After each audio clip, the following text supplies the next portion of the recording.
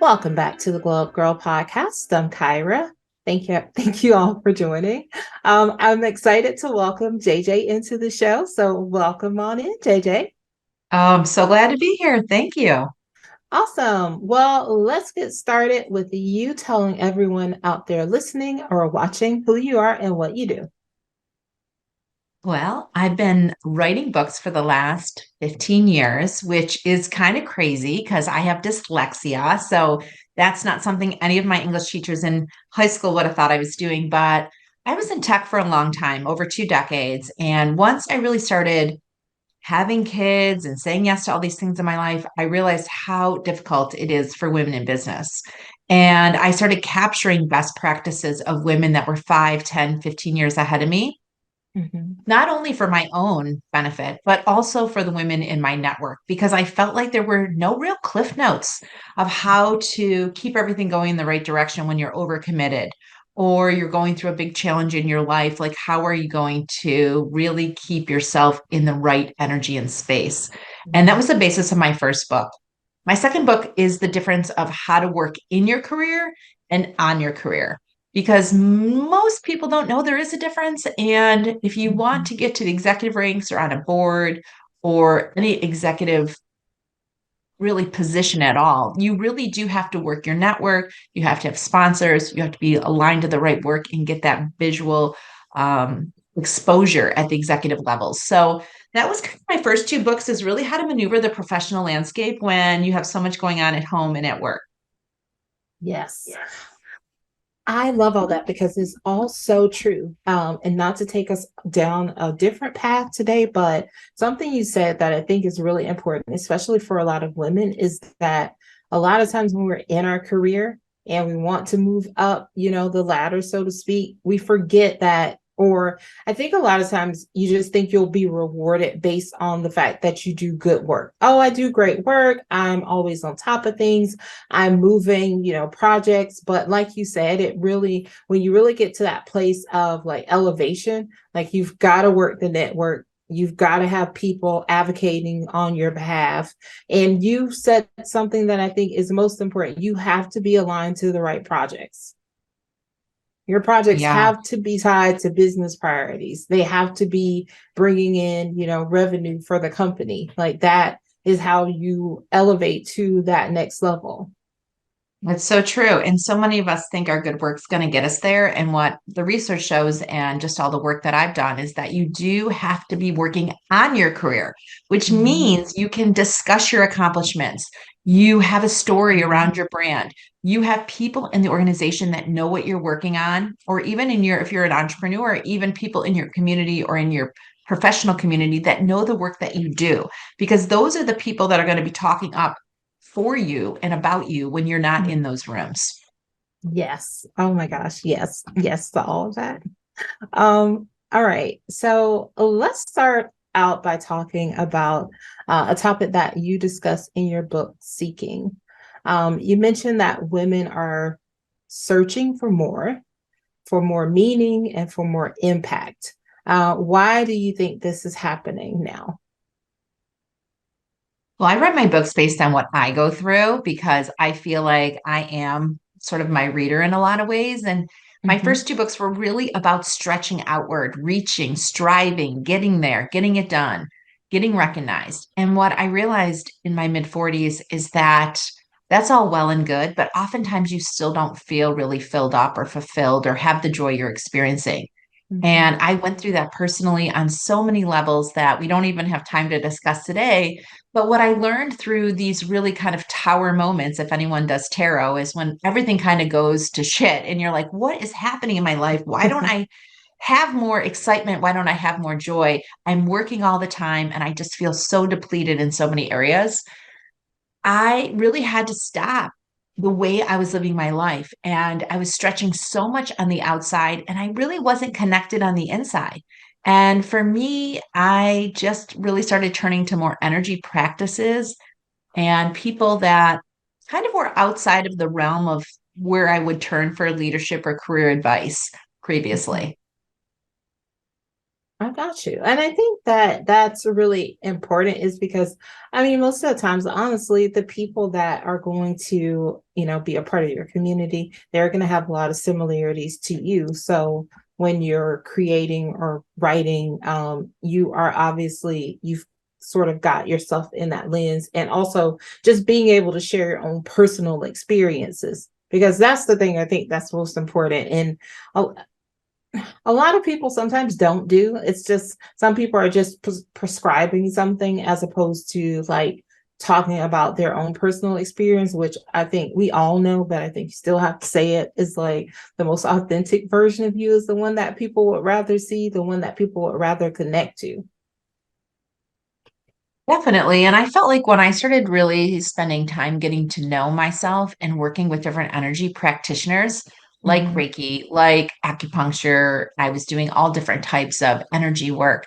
I started realizing that I was burying a lot of things inside, a lot of things that maybe I didn't really feel 100% about, or things that I wish, I could almost forget, that were really altering kind of my impact, because I was deciding, like, am I good enough? Am I Mhm. worth it? Should I be doing this? And I just realized I had a lot of really sort of internal hurdles to work around to find more joy in my life. Yeah. I'm glad you said that because so many of us experience that. I mean, I enough?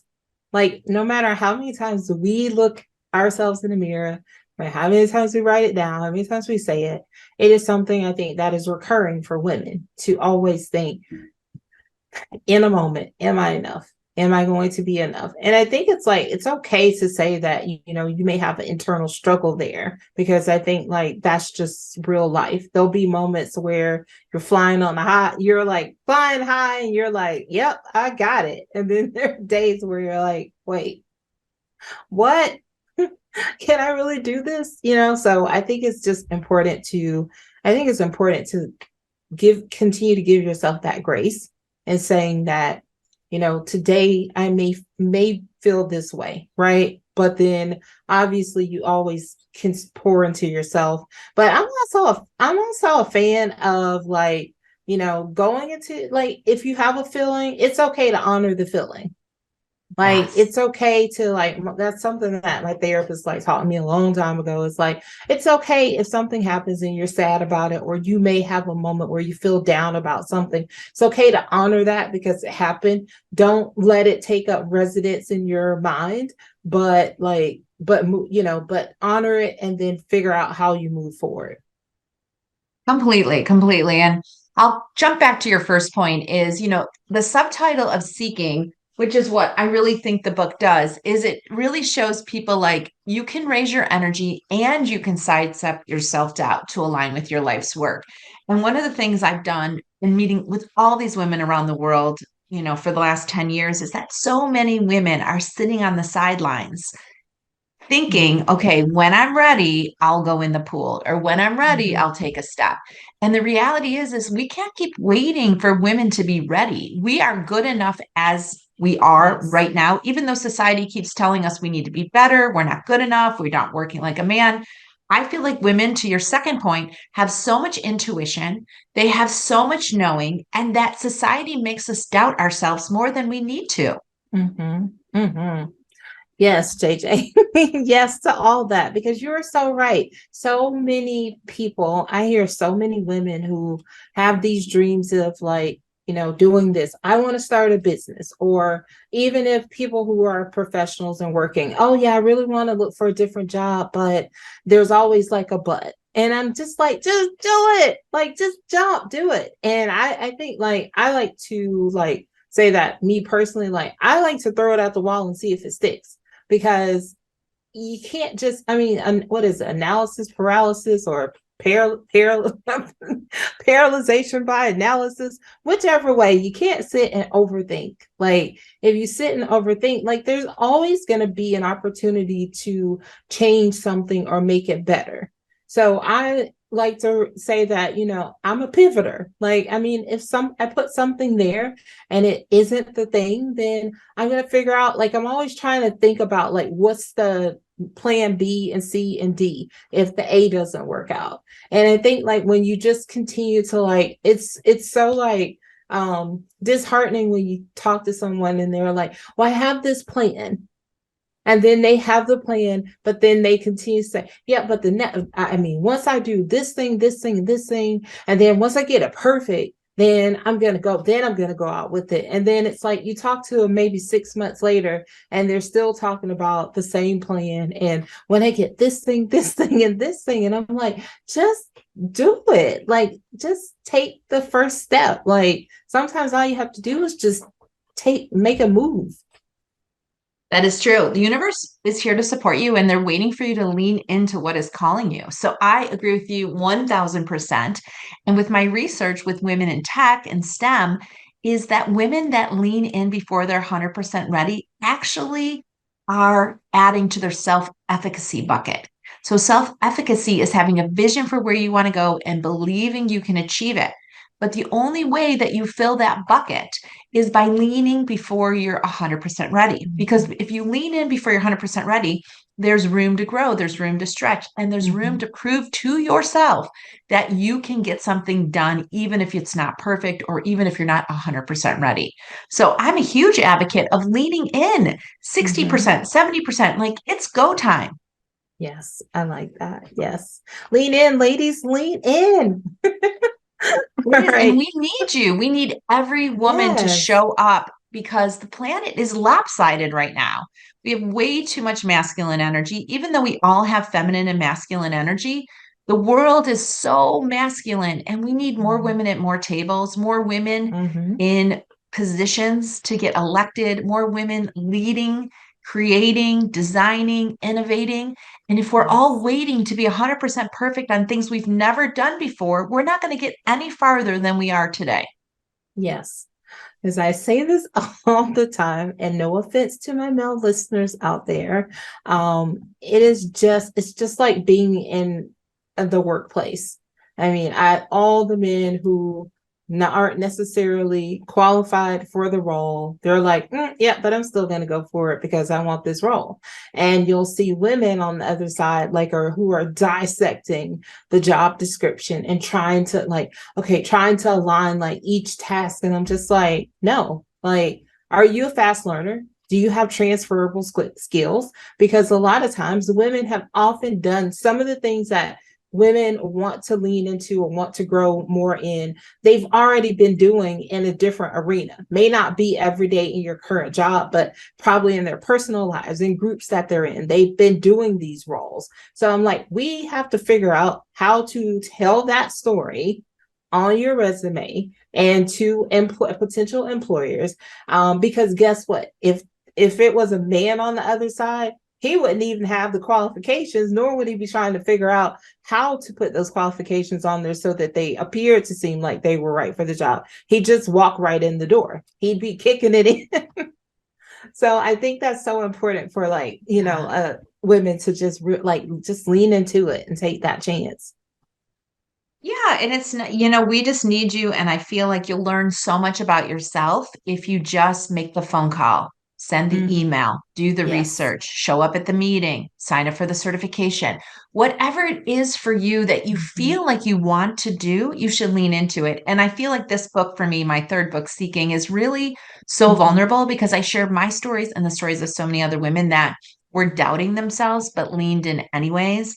And I think Mm-hmm. for many of us, we have to dig into our life stories, like things that happened when we were 4 and 14 and in the second grade, and maybe our first relationship, because there's Mm-hmm. stories that we've gathered from other people that are sitting in our head telling us, not now, you're not ready. Who do you think Mm-hmm. you are? And for me, that's where I really leaned into energy practitioners, healers, alternative thinkers to kind of get around my stories because Mm-hmm. there's a lot of stuff in life I still want to do. And I don't want to be denying myself those Right. opportunities because I'm stuck on things that happened a decade or 4 decades ago. Mm-hmm. That's so true.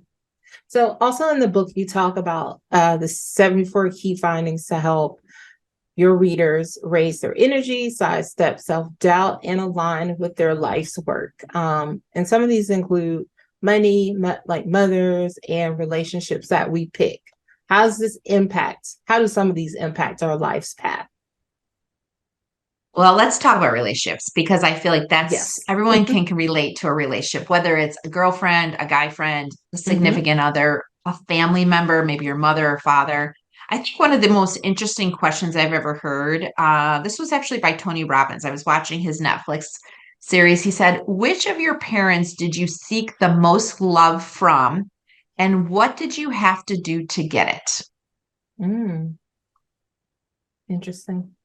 And it's funny because I feel like there's so many, like if people have issues in their relationships, there's this woman in my community that she's got divorced and now she's dating this man. And I asked her, like, what are the challenges? And then I asked her what the challenges were with her first husband. And funny Hmm. enough, they were pretty similar.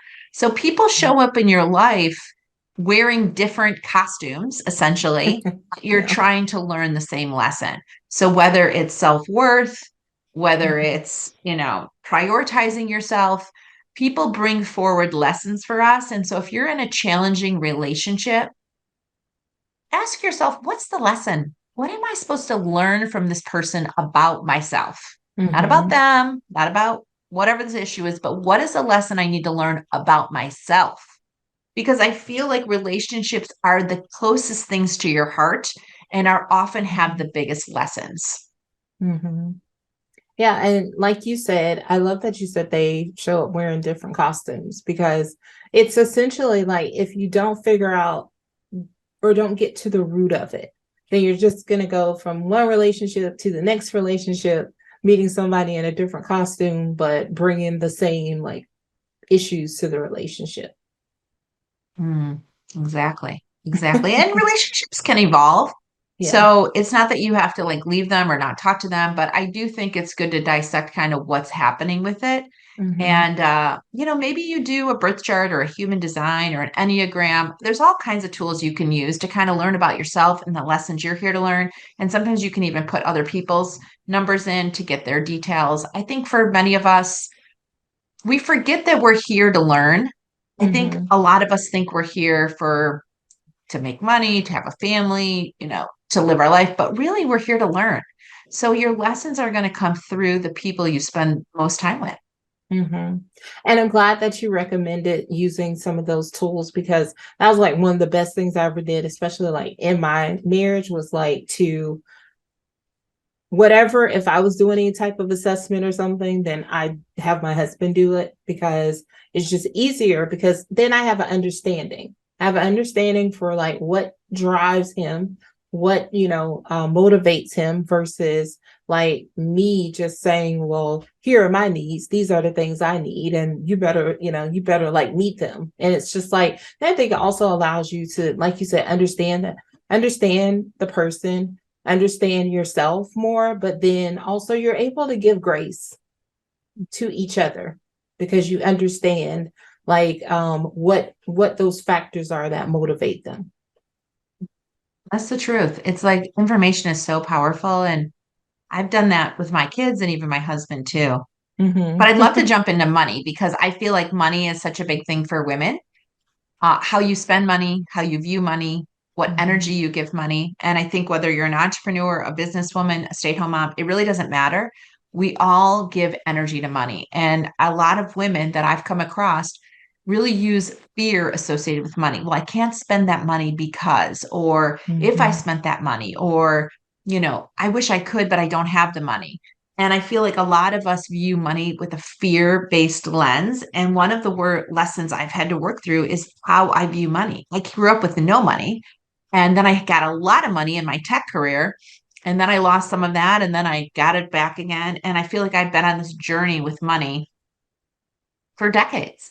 And it Hmm. finally realized that money is really a tool and I can give it any frequency or any energy that I want. And now I really look at money as a way to advance what's important to me, make investments in people, make investments in myself, make investments in things that I do every day and use money to do that. And so I really think of it more as an engine than a Hmm. scarcity theory, which is what I grew up with.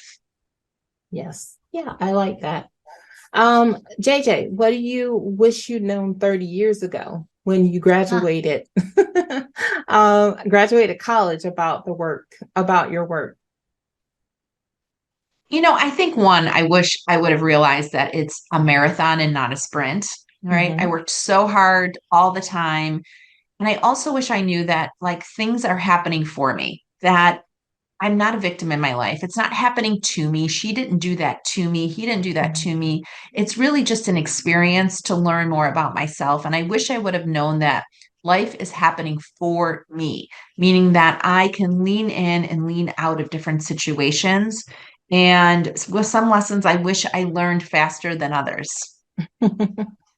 Right. Yeah. But hey, I like it, but at least you learned those lessons and you got what you needed. And I do appreciate like, yes, life is not a sprint. So I know you interview energy practitioners and light workers inside of your community, focusing on share. Why are you focused on sharing these practices within your community? Well, it's interesting. I've been doing leadership of some sort most of my career. I started a women's group in 2008. I've done part of ERG groups. I've taught at leadership events. I just don't think that leadership training is going to move the needle for women. I just don't think it really does what we need it to do. And I have found that working from the inside out is what makes more women leaders because they're more confident in their own energy.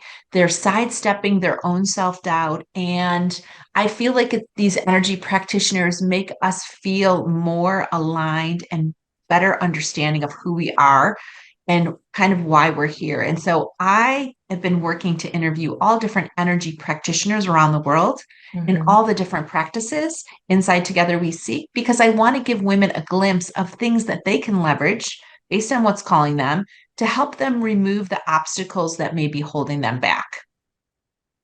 I like it. Yes. And I think it's really good to like have that alternative way of learning and thinking, like you said, because yeah, a lot of the traditional leadership tools like and resources, they're not really designed for women. I Like mean, Myers-Briggs, Strength Finders, they're all super masculine energy. yeah, awesome. I like that. How can we as women tap more into our life's work? Oh, well, I used to think that tapping into your life's work or aligning with your life's work was something down the road. Like eventually I'll get to that. But what I Mhm. realize now is that the lessons that I'm in, the work that I'm doing is all part of where I am in my cycle of life. And that Mhm. I really have to pay attention to the whispers, the things that come to me. And they come to me through thoughts, and people reach out to me and ask me questions. And I feel like for me, things come to me now that I'm more in the present moment. And I would say my first 35, 40 years, I was not in the present moment. I was planning for the future, reflecting on the past, and I had to really take up a mindfulness practice. Mhm. And this is not something I jumped into freely. I was sort of forced into mindfulness training. But it is one of the greatest gifts because it allows me to see, to have space between myself and my thoughts. I thought I Mhm. was my thoughts. And so I would just drive and do and be and just get there all the time. And now, after years of mindfulness training, I can just be an observer of what is passing through my head and decide if I want to hold on to it or not. And having that space gives me space to receive messages. And now I get messages from people, I get thoughts, I get, messages through books or things I'm reading that give me insight to kind of the work that's ahead of me. Awesome. I love that. So, would you tell the audience out there how anyone watching or listening can work with you? Well, I am out in the community. I do a lot of keynote speaking. You can find me on Google. I would look up seeking and the name JJ, because if you just look up seeking by itself, you're going to end up on a dating site. We don't want that to happen if that's not what you want. So seeking and JJ. Uh, you can find me on LinkedIn and Instagram. I'm out working all the time and I answer my own DMs. So feel free to just drop me a message. Fantastic. And so we'll put all that information, everyone, in the show notes so that you can connect to JJ. Well, thank you. This has been great. So much great information. And I think just different way of thinking, which is always, welcome, just to like sort of go outside of the everyday norm of like, you should do something this way. So I really appreciate you bringing that to the discussion today. Well, thanks for having me. And I really hope that somebody listening to this will do something different today after listening to us. Yes. All right. So we're going to move into three things with JJ. I'm going to ask you three questions just to help our audience get to know you a little bit better. And the first one is a two-parter. So how do you start and end your days? Hmm. Well, I like to say that I start my days listening to a meditation of some sort, or just waking up and giving myself a few minutes to just like feel myself in my bed, just really just be like recognize that I'm here, that this is the life I'm living, and like the day ahead of me is an opportunity, and have gratitude for that. Mhm. And that really kind of sets the tone that I'm not jumping out of bed being like fast and furious. Now I can do this because I have teenagers now. Like when my kids were 1 and 2, I would jump out of bed because of a screaming child. So I think you have to give yourself grace wherever you are in your life. So if you Mhm. can't do it right when you wake up, you can find other times. But I think going to bed too, I'm always listening to something positive, something spiritual, something motivating. And I listen to books on audibles all the time. And that's the way I go to bed too. Awesome. Love that. Number two, what's a goal or intention that you set for yourself this year? And if you don't mind sharing, where do you stand with it? My goal is to raise my frequency, raise my energy. And to do that, I have to really pay attention to how I talk to myself, how I Mhm. talk about others in my head, even if I'm not saying it out loud. I have to pay attention to what I watch and what I read. And anytime I'm in a situation where I feel like my energy is starting to plummet, or I'm in a conversation that's just real negative or fear based, I often just say, hey, listen, I'm just not doing the fear thing right now. So I gotta like, we gotta change the topic, or I'm gonna move on to something else. And I Mhm. really am just really mining how and what energy I'm sitting in most of the time. Like I'm really working to be in more love and gratitude than fear and anxiety. Mhm. Awesome. All right. And the last question is, what is a book, podcast, show, or anything that's inspiring you at the moment? Oh my gosh, there's so many. I mean, on Goodreads, you'll see all the books I read. I'm very much into energy, alignment, soul work, positive attitude. I feel like I love The Lost Kitchen. It's a show right now that I'm watching where this woman has really no formal culinary skills, but she Mhm. charges the same as the French Laundry. And she Mhm. empowers all these women in her community that also have no culinary skills, but they create this amazing experience for people that they send a postcard in to come to her restaurant. And I'm working on a destination on Lake Erie up in Ohio, where I'm working on a healing center, and I'm really taking a lot of just tips from her of just using all the things you have around you to create amazing experiences for people. Awesome. Love that.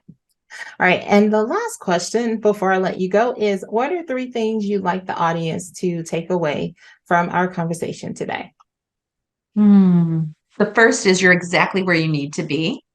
The second is learn the lesson you're in as fast as you can so you can move on to bigger and better things. The third is you can do anything you set your mind to, anything. If I'm writing books, you can literally do anything you set your mind to. I think in the fourth is give yourself grace for where you are and appreciate how far you've come. Awesome. Awesome. Love those. Thank you so much. Oh, thank you. Well, JJ, you can always come back here and share with us in the future. And I wish you nothing but success in the future. Thank you so much. Awesome. Well, stay tuned, everyone. I'll be right back.